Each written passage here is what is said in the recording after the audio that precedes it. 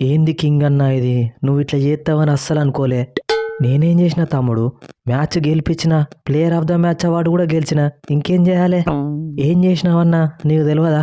తమ్ముడు, as a ఫ్యాన్గా నీ బాధ నాకు అర్థమైంది. ఇంకో 7 రన్లు కొడితే వన్డేలల్లో 54వ సెంచరీ కంప్లీట్ అయ్యేది. అది కాలేదని బాధపడతాను, గంతే కదా. దానిలో ఏముంది చెప్పు? మనకు మ్యాచ్ గెలుచుడు ఇంపార్టెంట్, గంతే. ఇదో వరల్డ్ కప్ ఫైనల్, ఈ మ్యాచ్ గెలుచుడు మాకు కావాలా? మాకు నీ సెంచరీయే ముఖ్యం. అయినా మేము బాధపడేది ఒక్క సెంచరీ మిస్ అయినందుకే కాదన్నా. నువ్వు ఆడిన లాస్ట్ 5 ఇన్నింగులల్లా 3 సెంచరీలు మిస్ అయినాయి. ఆస్ట్రేలియా మీద 74 నాట్అవుట్, తర్వాత సౌత్ ఆఫ్రికాల లాస్ట్ మ్యాచ్లో 63 నాట్అవుట్, ఇవాళనేమో 93 అవుట్. ఇట్లా లాస్ట్ 5 మ్యాచ్లలో 3 సెంచరీలు మిస్ అయితే మా బాధ ఎట్లుంటుందన్నా? తమ్ముడు, ఈ మ్యాచ్లో సెంచరీ కొట్టనందుకు బాధపడుల్లి తప్పు లేదు, కానీ మిగిలిన 2 మ్యాచ్లలో నాకు సరిపోయే రన్స్ అపోనెంట్స్ కొట్టలేదు. దానికి నేనేం చేస్తా? సరే తీ అన్న, ఇంకోసారి మాత్రం ఇట్లా 90లలో అవుట్ కాకు ప్లీజ్. 90 రన్స్ కొట్టినా కానీ హ్యాపీగా ఫీల్ అయితే లేరు. మీరెక్కడి ఫ్యాన్స్ రా బాబు? కోహ్లీ అన్న, అందరినీ సెంచరీ మిస్ అయిందే చూస్తాను కానీ నా హాఫ్ సెంచరీ మిస్ అయినందుకు ఒక్కడు కూడా బాధపడతలేడు. నేను కూడా క్రిటికల్ సిచ్యువేషన్లో బ్యాటింగ్కి వచ్చి 47 బాళ్ళల్లో 49 రన్స్ కొట్టిన. టీంకి వైస్ కెప్టెన్ని. నా హాఫ్ సెంచరీ మిస్ అయినందుకు ఒక్కరైనా బాధపడాలి కదా తమ్ముడు. దానికి నువ్వు సంతోషపడు.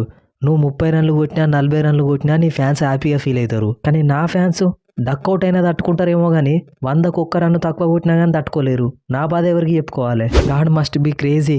క్రికెట్లో నీ పరిస్థితి మాత్రం ఎవరికి రావద్దన్నా. కోహ్లీ అన్న, అసలు నువ్వు టెస్టులకి వెళ్ళి రిటైర్మెంట్ ఇచ్చుండకపోతే ఇంత ప్రాబ్లం వచ్చేదా? 100 సెంచరీలు ఏవో ఈజీగా కంప్లీట్ చేసేటోనివి. నీ ఫ్యాన్స్ కూడా ఇట్లా ప్రతి మ్యాచ్లో సెంచరీ కొట్టాలని బాధపడకపోతుండే. ఇప్పటికైనా టెస్ట్ రిటైర్మెంట్ వెనకకు తీసుకో అన్నా.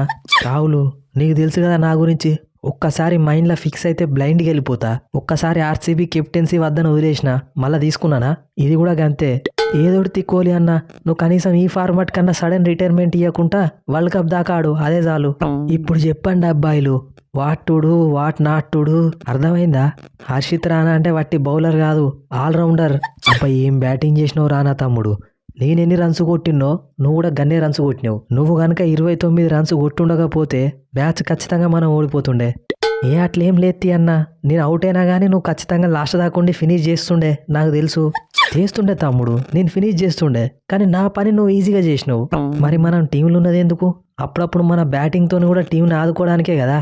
వాస్తవం చెప్పాలంటే రానా తమ్ముడు ఉట్టి బ్యాటింగ్తోనే కాదు, బౌలింగ్తో కూడా మనల్ని గెలిపించిండు. న్యూజిలాండ్ 2 ఓపెనర్లు హాఫ్ సెంచరీలు కొట్టి చెలరేగిపోతున్న టైంలో 2ని అవుట్ చేసి మనకి బ్రేక్ త్రూ ఇచ్చిండు. అది రానా తమ్ముడు అంటే అది. అయితే ఏమంటానో రోహిత్ అన్న, ఇప్పుడు అంబానీ మామకు చెప్పి హర్షిత్ రాణాని మనం ముంబైలో గుంజుదామంటావా? ఇప్పుడే అద్దుతీ పాండ్యా. నెక్స్ట్ సీజన్ ట్రేడింగ్లను ఆక్షన్లను మనం తీసుకుందాం. ఎడిపోతాడు తమ్ముడు, ఈయనే ఉంటాడు. T20 వరల్డ్ కప్ స్క్వాడ్ల నుండి డాప్ చేసిన డిప్రెషన్ నుండి కూడా బయటకు వచ్చి హాఫ్ సెంచరీ కొట్టినావంటే గ్రేటే. ఇప్పుడు ఇట్లనే మాట్లాడతావన్నా? పోయినసారి T20 వరల్డ్ కప్లో నన్ను లేకుండా చేసింది నువ్వే. ఈసారి కూడా నేను స్క్వాడ్లో లేకపోవడం వెనుక నీ హస్తం ఉన్నదని బయట టాక్ నడుస్తుంది. అరే నువ్వు స్క్వాడ్లు ఉంటే నాకేమవుతుంది, లేకపోతే నాకేమవుతుంది తమ్ముడు? పోయినసారి వరల్డ్ కప్ కంటే నేను కోహ్లీ ఓపెనింగ్ చేస్తాం కాబట్టి నిన్ను పక్కకు పెట్టాల్సి వచ్చింది. ఈసారి వరల్డ్ కప్కి నాకేం సంబంధం ఉన్నది చెప్పు? ఏమవుతాయి అన్న, ఏదో ఒకటి. వన్డేలలోనైతే ఫామ్లు ఉన్నా చాలు. ధోని భయ్య, మనం ఈ న్యూజిలాండ్ వాళ్ళని మన స్క్వాడ్లకి వెళ్ళి రిలీజ్ చేసినామో లేదో, ఇంకా కాన్వే హాఫ్ సెంచరీ చంపిండు, ఇంకా డారెల్ మిచెల్ కూడా 84 రన్స్ చంపిండు. వీళ్ళని వదిలేసి మనం తప్పైతే చేయలే కదా తమ్ముడు. కాన్వే, మిచెల్ వీళ్ళు స్టాండర్డ్ ప్లేయర్లే, నేను ఒప్పుకుంటా. కానీ ప్రస్తుతం మనకు కావాల్సింది ఆయుష్ మాత్రే, ఉర్విల్ పటేల్ లాంటి ప్లేయర్లే. ఛాన్స్ దొరికితే 6లు కొట్టాలి తప్ప సింగిల్ తీయద్దు. అందుకే మనం వీళ్ళని రిలీజ్ చేసినందుకు బాధపడాల్సిన అవసరం లేదు. కరెక్టే అన్న, మనం రిలీజ్ చేసినా కానీ వేరే టీంలు కూడా ఎవరు వీళ్ళని తీసుకోలే, అన్సోల్డ్ అయ్యిళ్ళు పాపం. పెద్ద మిస్టేక్ చేసిళ్ళు మమ్మల్ని తీసుకోకుండా. మీ దేశంలో జరగబోయే T20 వరల్డ్ కప్లో మిమ్మల్నే ఓడించి మమ్మల్ని IPLలో తీసుకున్నందుకు రివెంజ్ తీర్చుకుంటాం.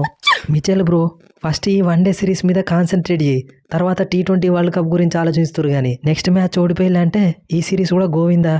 గిల్లు, మీ లక్కు మంచిగా ఉండి కోహ్లీ కాపాడిండు కాబట్టి ఈ మ్యాచ్లో గెలిచిర్రు. నెక్స్ట్ మ్యాచ్లో మా నుండి మిమ్మల్ని ఎవరు కాపాడలేరు.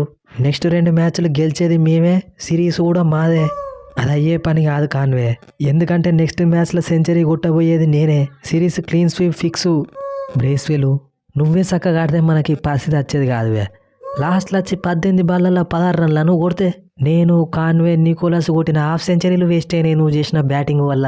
అరే మిచెల్ బ్రో, నేను కూడా లాస్ట్లో 4లు 6లు కొడదామనే అనుకున్నా, కానీ గా అయ్యర్ డైరెక్ట్ త్రూ వేసి నన్ను రన్అట్ చేసిండు. నెక్స్ట్ మ్యాచ్లో చూడు ఎటువంటి బీభత్సం సృష్టించుతాను. ఫిలిప్స్, క్రికెట్ అంటే ఉట్టి ఫీల్డింగే కాదువే, బ్యాటింగ్ కూడా చెయ్యాలి. నువ్వు ఎగిరెగిరి క్యాచ్లు పడతావు ఓకే, కానీ బ్యాటింగ్ ఎవరు చేయాలి మరి? అరే ఒక్క మ్యాచ్లో మిస్ అయింది మిచెల్ బాయ్ బ్యాటింగ్, నెక్స్ట్ మ్యాచ్లో చేసి చూపిస్తా చూడు, టెన్షన్ పడకు. ఏదేమైనా కానీ ప్రస్తుతం వరల్డ్లో బెస్ట్ ఫీల్డర్ ఎవరైనా ఉన్నారంటే అది గీ గ్లెన్ ఫిలిప్సే. Batting, bowling, fielding, wicket keeping అన్నీ చేస్తాడు తమ్ముడు. ఏంది రోహిత్ అన్న, ఇప్పుడు మీ కన్ను గీ ఫిలిప్స్ మీద కూడా పడిందా? ఆల్రెడీ మా మిడిల్ ఆర్డర్ షెర్ఫియన్ రూథర్ఫోర్డ్ని మెల్లగా గుంజుకున్నారు. ఇక పోతే పోయిండు రూథర్ఫోర్డ్ గీ ఫిలిప్స్ నన్ను ఆడించుకుందామంటే ఆయనను కూడా గుంజుతారు అయింది. ఏ గీల్ తమ్ముడు భయపడకు, ఇప్పుడు మాకు ఆయనతో అవసరం ఏం లేదు. జేమిసన్ తమ్ముడు, ఇంతనన్నా విశ్వాసం ఉన్నదా నీకు? 93 రన్ల దగ్గర ఉన్నప్పుడు నన్ను అవుట్ చేసినావు. అన్నం పెట్టి నూనెకే సున్నం పెట్టుడు అంటే గిదే. సారీ కోహ్లీ అన్న, యాజ్ ఎ ప్లేయర్గా నా కర్తవ్యాన్ని నెరవేర్చాల్సి వచ్చింది, లేకుంటే నేను నిన్ను అవుట్ చేస్తానా చెప్పు? అదేంది కోహ్లీ, నీకు గీ జేమిసన్కున్న సంబంధం ఏంది? 2021 IPL నా లాస్ట్ సీజన్ కెప్టెన్గా ఎట్లయినా ఐపీఎల్లో ట్రోఫీ గెలవాలన్న ఉద్దేశంతో ఆక్షన్లో గీ జేమిసన్ని 15 కోట్లైనా మంచిదే ఇచ్చి తీసుకోవాలని చెప్పినట్టే ఆ సీజన్లో గీ జేమిసన్ని 15 కోట్లు ఇచ్చి తీసుకున్నాం. ఆ విశ్వాసం లేకుండా ఇవాళ గా జేమిసన్ నన్నే అవుట్ చేసిండు.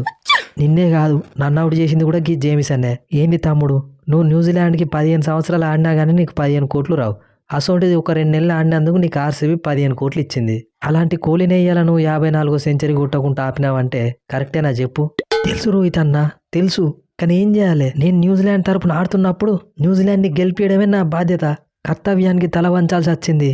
Please forgive me. Siraj Miyan అటు ఇటు చేసి ఎక్సలెంట్ కంబ్యాక్ ఇచ్చినావు కదా.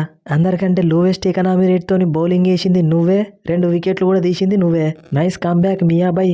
ఎట్లుంటది మరి మనతోని? నీలాగానే నేను కూడా T20 వరల్డ్ కప్ స్క్వాడ్లకు సెలెక్ట్ కాలేదన్న ఫ్రస్ట్రేషన్లు ఉన్నా, అందుకే అది మొత్తం ఈడ చూపించిన. ఆడగాకపోతే ఏంది తీసిరాజ్ తమ్ముడు, ఈడ మొత్తం మీరే ఉన్నారు కదా. మన ప్లేయింగ్ లెవెల్లో 4 గుజరాత్ టైటాన్స్ నుండే ఉండే. కెప్టెన్ గిల్లు, వాషింగ్టన్ సుందరు, ప్రాషిత్ కృష్ణ, నువ్వు మొత్తం జీటీ టైం నడిపిస్తాలి కదా. ఏ అట్లేముంది కోహ్లీ అన్న, మా పిల్లగాళ్ళందరూ మంచి ప్లేయర్లు, మంచి పర్ఫార్మెన్స్ ఇస్తారు కాబట్టి ఇక్కడ ఉన్నారు గంతే. వాళ్ళు పర్ఫార్మెన్స్ ఇవ్వకపోతే ఎట్లయినా బయటికి పోతారు.